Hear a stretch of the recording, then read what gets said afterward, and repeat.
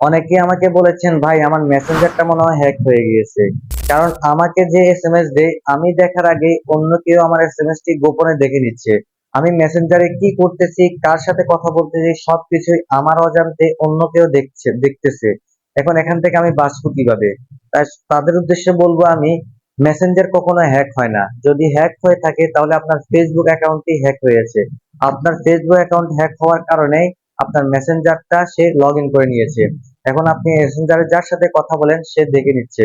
তাহলে প্রথমে আমরা আপনাকে চেক করতে হবে আপনার ফেসবুক অ্যাকাউন্টে কি সুরক্ষিত আছে কিনা, এটা চেক করতে হবে। চলুন তাহলে আমরা প্রথমে ফেসবুকটি চেক করি, ফেসবুক অ্যাকাউন্টে আমাদের সুরক্ষিত আছে কিনা। ফার্স্ট থেকে স্ক্রিনটাকে লক্ষ্য করুন, আমি খুব সহজে আপনাদেরকে বুঝিয়ে দিচ্ছি।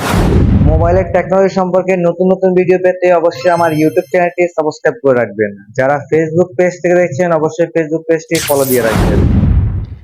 ফেসবুকটি নিরাপদে আছে কিনা চেক করার জন্য প্রথম আপনাকে চলে যেতে হবে ফেসবুক অ্যাকাউন্টে। ফেসবুক অ্যাকাউন্টে আসার পরে এখান থেকে উপরে দেখবেন যে থ্রি লাইন নামে একটি অপশন আছে, থ্রি লাইনের উপরে ক্লিক করতে হবে আপনাকে। থ্রি লাইনের উপরে ক্লিক করার পরে এখান থেকে একটি সেটিংস এর আইকন পাবেন, সেটিংস এর আইকনে চলে যাবেন। এক কথায় সেটিংস এ চলে যাবেন। সেটিংস এ আসার পরে এখান থেকে আপনি সি মোর অ্যাকাউন্ট নামে একটি অপশন আছে, সি মোর অ্যাকাউন্টে ক্লিক করবেন। ক্লিক করার পরে এখান থেকে এখানে দেখবেন যে পাসওয়ার্ড এন্ড সিকিউরিটি নামে একটি অপশন আছে, পাসওয়ার্ড এন্ড সিকিউরিটি ক্লিক করবেন। এখান থেকে ক্লিক করার পরে এখান থেকে দেখবেন হোয়ার ইউর লগ ইন নামে একটি অপশন আছে, এখানে ক্লিক করতে হবে। ক্লিক করার পর এখান থেকে ফেসবুকের অ্যাকাউন্টে ক্লিক করবেন। দেখুন আমি ফেসবুক অ্যাকাউন্টে ক্লিক করলাম। ফেসবুক অ্যাকাউন্টে ক্লিক করার পর এখান থেকে দেখতে পাবেন আপনার এই ফেসবুক অ্যাকাউন্টটি কয়টি ডিভাইসে কয়টি মোবাইলে লগ ইন করা আছে। প্রথমে যে দেখতে পাচ্ছেন এটা হচ্ছে আমার হাতের মোবাইলটি, আপনার হাতের মোবাইলে যেটি আছে এটা। নিচে যেগুলো থাকবে এগুলো হচ্ছে অন্য কোনো মোবাইলে অন্য কোনো ডিভাইসে আপনার এই ফেসবুক অ্যাকাউন্টটি লগ ইন করার চেষ্টা করেছে অথবা লগ ইন করা আছে। এখান থেকে নিচে এগুলো ডিলিট করার জন্য এখান থেকে একটি অপশন পাবেন, সিলেক্ট ডিভাইস লগ আউট, এখানে ক্লিক করতে হবে।